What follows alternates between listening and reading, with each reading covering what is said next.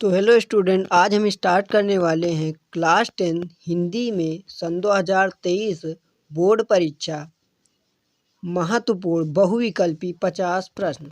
तो चलते हैं वीडियो को स्टार्ट करते हैं। तो हमारे पास पहला प्रश्न है, वह सरल विरल काली रेखा तम के तागे सी जो हिलडुल में कौन सा अलंकार है? तो हमारे पास ऑप्शन ए है अनुप्रास, ऑप्शन बी है उत्प्रेक्षा, ऑप्शन सी है उपमा, ऑप्शन डी है रूपक। तो जो इसका राइट आंसर होगा वो होगा ऑप्शन सी उपमा। तो जो इसका राइट आंसर होगा वो होगा आंसर नंबर सी। अब हम देखते हैं दूसरा प्रश्न, आहट प्रत्यय युक्त शब्द है। ऑप्शन ए है सजावट, ऑप्शन बी है थकावट, ऑप्शन डी जगमगाहट, ऑप्शन डी लिखावट। जो आहट का प्रत्यय युक्त शब्द है वो है जगमगाहट। ऑप्शन सी बिल्कुल सही। अब देखते हैं हम तीसरा प्रश्न, चढ़ावा शब्द में प्रत्यय है। तो जो चढ़ावा शब्द में पहला ऑप्शन है हमारा ए आवा, बी है वाह, सी है आ, डी है आ। तो जो इसका राइट आंसर होगा वो होगा ए आवा। जो चढ़ावा शब्द में प्रत्यय है वो है आवा।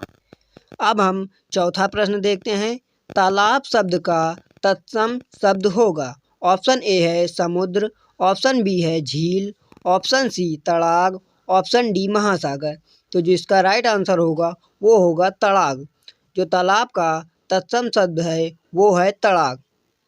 अब हम देखते हैं पांचवा प्रश्न, विनायक भालचंद्र किस शब्द के पर्यायवाची हैं? तो ऑप्शन ए है गणेश, ऑप्शन बी है देवता, ऑप्शन सी है इंद्र, ऑप्शन डी है शिव। तो जो विनायक भालचंद्र किस के पर्यायवाची हैं? तो ऑप्शन ए बिल्कुल सही होगा, गणेश के ये पर्यायवाची हैं। अब देखते हैं हम छठवां प्रश्न, पेड़ तरु ध्रुम आदि कहलाते हैं।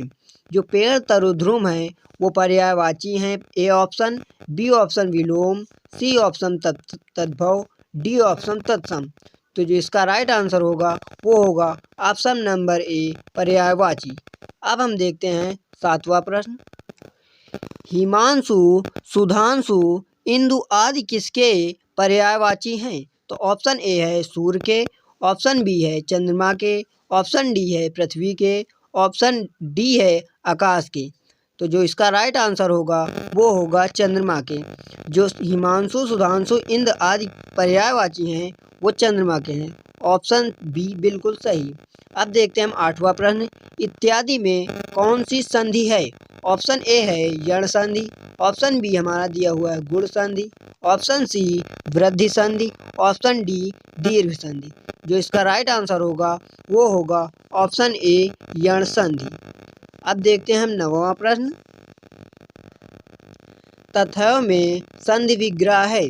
जो तथैव का संधि विग्रह है, ऑप्शन ए है तथा धन एव, ऑप्शन बी है तथ धन एव, ऑप्शन सी है तथै धन व, ऑप्शन डी है तथ धन एव। तो जो इसका राइट आंसर होगा वो होगा ऑप्शन ए तथा धन एव। अब देखते हैं हम 10वां प्रश्न, अत्याचार में संधि होगी। तो ऑप्शन ए है अत्याचार, ऑप्शन बी है अति अचारः, ऑप्शन सी है अत्याचार, ऑप्शन डी इनमें से कोई नहीं। तो जो अति आचार में संधि है वो है अत्याचार। ऑप्शन ए बिल्कुल सही। अब देखते हैं हम 11वां प्रश्न। तो इस प्रश्न में हमें पूछा गया है, फल शब्द के चतुर्थ विभक्ति एक वचन में रूप होगा। तो ऑप्शन ए है फलेन, ऑप्शन बी है फलाय, ऑप्शन सी फलात, ऑप्शन डी फलस। तो जो इसका राइट आंसर होगा वो होगा ऑप्शन बी फलाय। अब देखते हैं हम 12वां प्रश्न, पठ धातु लट लकार उत्तम पुरुष एक वचन का रूप होगा। ऑप्शन ए है पठामा, ऑप्शन बी पठामी, ऑप्शन सी पठासी, ऑप्शन डी पठावा। तो जो पठ धातु लट लकार उत्तम पुरुष का एक वचन होगा वो होगा पठामी। ऑप्शन बी बिल्कुल सही। अब देखते हैं हम 13वां प्रश्न, निम्न में से माता शब्द के पर्यायवाची कौन से हैं? ऑप्शन ए है अम्बा मात, ऑप्शन बी भ्राता मीत, ऑप्शन सी भमनी वनिता, ऑप्शन डी वीरबल्लभा। तो जो माता शब्द के पर्यायवाची हैं वो हैं अम्बा मात। तो ऑप्शन ए बिल्कुल सही। अब देखते हैं हम 14वां प्रश्न। गंगा यमुना का समास विग्रह है। ऑप्शन ए है गंगा और Yamuna, option B Ganga Yamuna, option C Ganga plus Yamuna, option D Ganga plus Ganga, Yamuna plus Ganga. तो जो इसका राइट आंसर होगा वो होगा ऑप्शन ए गंगा और यमुना। अब देखते हैं हम 15वां। हमारे पास अगला प्रश्न 15वां है। रोला छंद में कितनी मात्राओं पर यति होती है? ऑप्शन ए है 11 और 13, ऑप्शन बी है 13 और 11, ऑप्शन सी है 12 और 10, ऑप्शन डी है इनमें से कोई नहीं।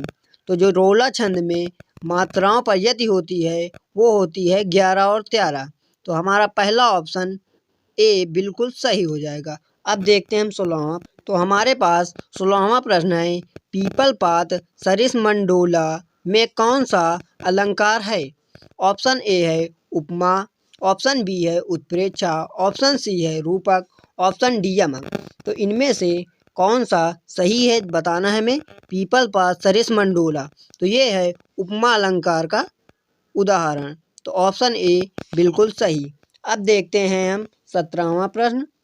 सोरठा के प्रथम एवं तृतीय चरण में कितनी मात्राएं होती हैं? ऑप्शन ए 11 से 11, option B 13 13, option C 16 16, option D 24 24। तो जो सोरठा के प्रथम व तृतीय चरण में वो होती हैं 11 11 मात्राएं। ऑप्शन ए बिल्कुल सही। अब देखते हैं हम 18वां प्रश्न। अग्नि का पर्यायवाची है। ऑप्शन ए है अनल, ऑप्शन बी पावक, ऑप्शन सी आग, ऑप्शन डी उपरोक्त सभी। तो जो इसका राइट आंसर होगा वो होगा उपरोक्त सभी, क्योंकि अग्नि के पर्यायवाची आग, अनल, पावक, आग ये सभी हैं। तो इसका राइट आंसर होगा ऑप्शन डी उपरोक्त सभी। अब देखते हैं हम नेक्स्ट को। तो हमारे पास 19वां प्रश्न है। अपव्यय में उपसर्ग लगा है। तो ऑप्शन ए है अप, ऑप्शन बी है आ, ऑप्शन सी है अप, ऑप्शन डी है आ।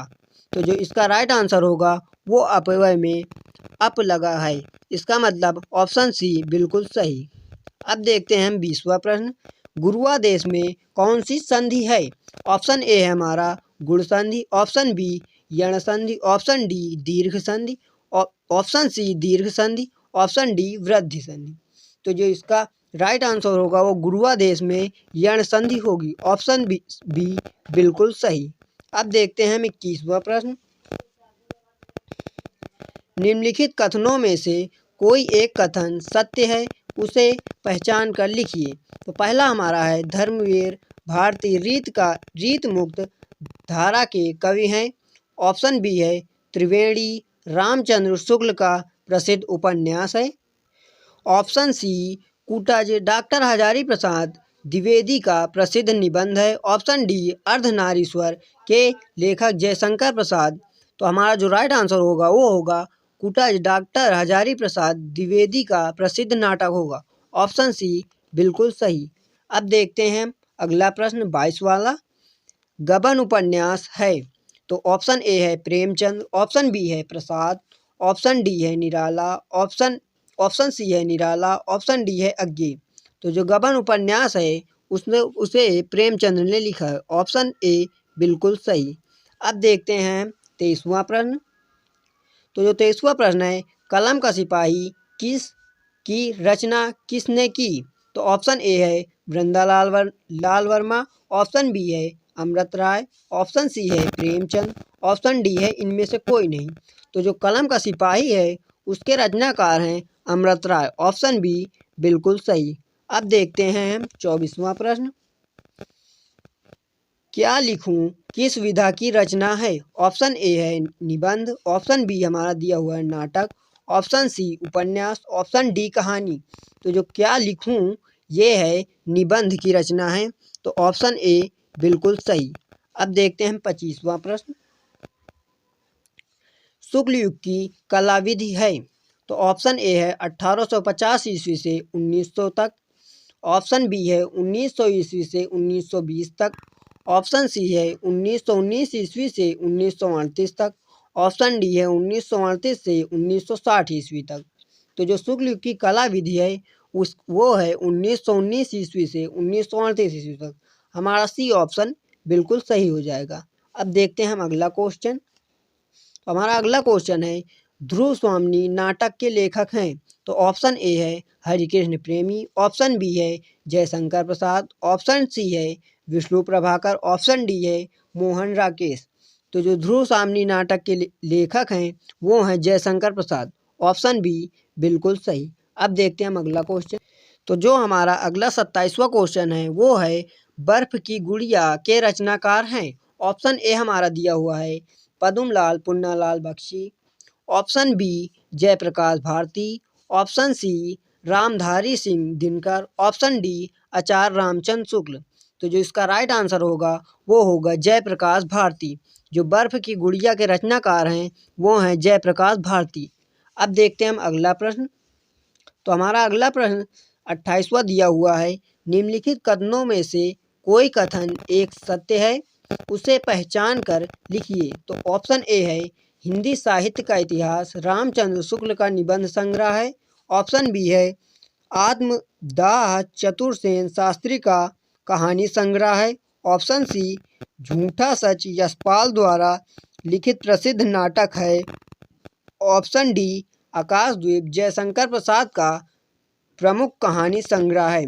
तो जो इसका राइट आंसर होगा वो होगा ऑप्शन डी, जो आकाशद्वीप जयशंकर प्रसाद का प्रमुख कहानी संग्रह है। अब देखते हैं हम 29वां प्रश्न। तो 29वां प्रश्न है, रसमीमांसा के लेखक हैं। ऑप्शन ए है आचार्य रामचंद्र शुक्ल, ऑप्शन बी है गुलाब राय, ऑप्शन सी भगवत चरण उपाध्याय, ऑप्शन डी जयप्रकाश भारती। तो जो रसमीमांसा के लेखक हैं वो हैं आचार्य रामचंद्र शुक्ल। तो ऑप्शन ए हमारा बिल्कुल सही हो जाएगा। अब देखते हैं हम 30वां। तो स्टूडेंट हमारा 30वां प्रश्न है, गेहूं और गुलाब किसकी रचना है। तो ऑप्शन ए है Ramvilas Verma, option B Ramrach Benipuri, option C Premchandra, option D Mahadevi Verma. तो जो गेहूं और गुलाब है वो है रामरच वेनीपुरी की रचना। तो जो इसका राइट आंसर होगा वो होगा ऑप्शन नंबर बी। अब देखते हैं हम अगला प्रश्न 31वां। निम्न में से रीतिकाल की कला विधि है, मतलब रीतिकाल का समय हमसे पूछा है। तो हमारे पास ऑप्शन का है, ऑप्शन ए है 1643 ईस्वी से 1843 ईस्वी तक, ऑप्शन बी है 1343 ईस्वी से 1643 ईस्वी तक, ऑप्शन सी है 743 ईस्वी से 1343 ईस्वी तक, ऑप्शन नंबर हमारा डी है 1843 ईस्वी से आज तक। तो जो रीतकाल की कला विधि या समय विधि है वो है 1683 ईस्वी से 1843 ईस्वी तक। तो जो इसका राइट आंसर होगा वो होगा ऑप्शन नंबर ए, बिल्कुल सही। अब देखते हैं हम 32वां प्रश्न। तो भारतेंदु युग किस काल के अंतर्गत आता है। तो ऑप्शन ए है भक्तिकाल, ऑप्शन बी है रीतिकाल, ऑप्शन सी आधुनिक काल, ऑप्शन डी आदिकाल। तो जो भारतेंदु युग हैं वो आधुनिक काल के अंतर्गत आते हैं। तो ऑप्शन सी बिल्कुल सही। अब देखते हैं हम 33वां प्रश्न। आधुनिक युग की मीरा हैं। तो जो आधुनिक युग की मीरा हैं वो option A Mahadevi Verma, option B Subhadra Kumar Chauhan, option C Sumitra Kumari Sinha, option D इनमें से कोई नहीं। तो जो आधुनिक युग की मीरा है वो है महादेवी वर्मा। महादेवी वर्मा को आधुनिक युग की मीरा कहा जाता है। अब देखते हैं हम 34वां प्रश्न।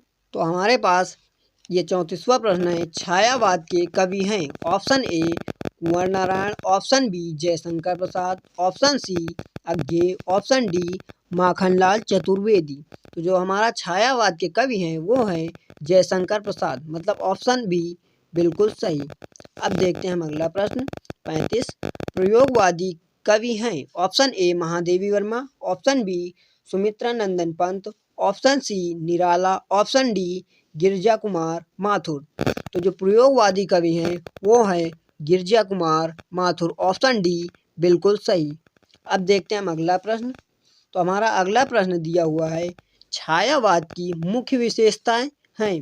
इनमें से एक प्रश्न जरूर पूछा जाता है, यह छायावाद या शुक्ल युग की विशेषता। तो छायावाद की विशेषता है, ऑप्शन ए हमारा दिया हुआ है प्रकृति का मानवीकरण, ऑप्शन बी युद्ध का वर्णन, ऑप्शन सी यथार्थ चित्रण, ऑप्शन डी भक्ति की प्रधानता।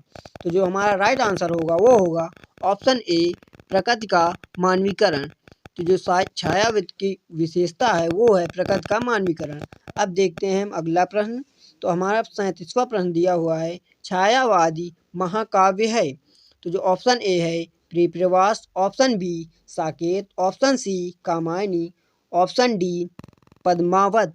तो जो इसका राइट आंसर होगा वो छायावादी महाकाव्य ऑप्शन सी कामायनी। जो कामायनी है वो छायावादी महाकाव्य है। आप इन प्रश्नों को लिखते रहिए और इनको याद कर लीजिए ताकि आपको बोर्ड एग्ज़ाम देने में कहीं भी दिक्कत ना पड़े। अब देखते हैं हम अगला प्रश्न 38वां। हिंदी का प्रथम महाकाव्य माना जाता है। ऑप्शन ए है पृथ्वीराज रासो, ऑप्शन बी है पद्मावत, ऑप्शन सी है रामचरितमानस, ऑप्शन डी है रामचंद्रिका। जो हिंदी का प्रथम महाकाव्य माना जाता है वो माना जाता है पृथ्वीराज रासो। ऑप्शन ए बिल्कुल सही। अब देखते हैं हम 39वां प्रश्न। तो हमारे पास 39वां प्रश्न है, जयशंकर प्रसाद का जन्म स्थान है। Option A Kashi, option B Prayagraj, option C Kanpur, option D Lucknow. तो जो जयशंकर प्रसाद का जन्म स्थान है ये हुआ था काशी में। ऑप्शन ए बिल्कुल सही। आप स्टूडेंट काफ़ी लोगों को ये बात मालूम होगी, पर यहाँ पर हम बता दे रहे हैं ताकि आपको बोर्ड एग्ज़ाम देने में तनिक भी दिक्कत ना आए। अब देखते हैं हम अगला प्रश्न 40वां प्रश्न। आचार्य रामचंद्र शुक्ल का जन्म कब हुआ था? ऑप्शन ए है 1884 ईस्वी, option B 1886, option C 1888, option D 1890। तो जो आचार्य रामचंद्र शुक्ल का जन्म हुआ था वो हुआ था 1884 ईस्वी में। ऑप्शन ए बिल्कुल सही। अब देखते हैं हम 41वां प्रश्न। ममता कहानी के रचनाकार कौन हैं? तो ऑप्शन ए हमारा दिया हुआ है Acharya Ramchandra Shukla, option B Premchand, option C Jaishankar Prasad, option D Bhagwat Sharan Upadhyay. तो जो ममता कहानी के रचनाकार हैं वो हैं जयशंकर प्रसाद। ऑप्शन सी बिल्कुल सही। अब देखते हैं हम अगला प्रश्न। तो हमारे पास अगला प्रश्न 22वां प्रश्न दिया हुआ है, निम्न में से कौन सी रचना डॉक्टर राजेंद्र प्रसाद जी की है? ऑप्शन हमारा ए है भारतीय शिक्षा, ऑप्शन बी शिक्षा और संस्कृति, ऑप्शन सी बापू के कदमों में, ऑप्शन डी उपर्युक्त सभी। तो जो डॉक्टर राजेंद्र प्रसाद की रचना है वो है भारतीय शिक्षा, शिक्षा और संस्कृति, बापू के कदमों में। तो इसका राइट आंसर होगा उपरोक्त सभी। ऑप्शन डी बिल्कुल सही। अब देखते हैं हम 43वां प्रश्न। तो हमारे पास ये प्रश्न है, खून के छींटे के रचनाकार हैं। ऑप्शन ए हमारा दिया है Haribhau Upadhyay, option B doctor Bhagwat Sharan Gupt, option C doctor Rajendra Prasad, option D Jaishankar Prasad. तो जिसका राइट आंसर होगा वो होगा option B doctor Bhagwat Sharan गुप्त। अब देखते हैं हम 44वां प्रश्न। सूर सागर किसके द्वारा रचित है? Option A Tulsidas, option B Surdas, option C Kabir, option D इनमें से कोई नहीं। तो जो सूर सागर के रचनाकार हैं वो हैं सूरदास। ऑप्शन बी बिल्कुल सही। अब देखते हैं हम अगला प्रश्न। तो अगला प्रश्न है, वन पथ पर शीर्षक तुलसीदास जी की किस रचना से उद्धृत हैं? तो ऑप्शन ए है गीतावली, option B Kavitavali, option C Vinay Patrika, option D इनमें से कोई नहीं। तो जो वन पथ पर शीर्षक हैं वो हैं कवितावली। तो ऑप्शन बी बिल्कुल सही। अब देखते हैं हम अगला प्रश्न। तो हमारे पास अगला प्रश्न है, इंदु का पर्यायवाची है। तो ऑप्शन ए है हमारा Dinmani, option B Surendra, option C Mahesh, option D Ganesh. तो जो इंद का पर्यायवाची है वो होगा सुरेंद्र। ऑप्शन बी हमारा बिल्कुल सही। अब देखते हैं हम अगला प्रश्न 47वां प्रश्न। बादल का पर्यायवाची होगा। ऑप्शन ए वारिद, ऑप्शन बी नीरज, ऑप्शन सी पंकज, ऑप्शन डी अंबुज। तो जो बादल का पर्यायवाची शब्द होता है वो होता है वारिद। ऑप्शन ए बिल्कुल सही। अब देखते हैं 48वां प्रश्न। तो ये दिया हुआ है, करुण रस का स्थायी भाव होता है। तो ऑप्शन ए हमारा है शोक, ऑप्शन बी रति, ऑप्शन सी क्रोध, ऑप्शन डी भयानक।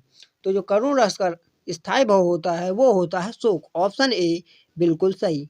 अब देखते हैं हम अगला प्रश्न 49वां। उपमा के कितने अंग होते हैं? तो जो हमारा ऑप्शन है, ऑप्शन ए है 4, option B 5, option C 6, option D 7। तो जो उपमा के अंग होते हैं वो होते हैं 4। ऑप्शन ए बिल्कुल सही। अब देखते हैं हम आखिरी प्रश्न, 50वां प्रश्न। हरिमुख मनहु मयंक में अलंकार है। तो ऑप्शन ए हमारा है उत्प्रेक्षा, ऑप्शन बी रूपक, ऑप्शन सी उपमा, ऑप्शन डी अनुप्रास। तो जिसका राइट आंसर होगा वो होगा उत्प्रेक्षा। तो बच्चों, मैं आशा करता हूँ कि आप लोगों ने ये 50 प्रश्न लिख लिए होंगे और इन्हें याद करके ही बोर्ड एग्ज़ाम देने जाएंगे। अगर वीडियो अच्छी लगी हो तो वीडियो को लाइक करें और हमारे चैनल को सब्सक्राइब करते हैं। तो मिलते हैं अगले वीडियो में एक नेक्स्ट टॉपिक के साथ। तब तक के लिए थैंक यू।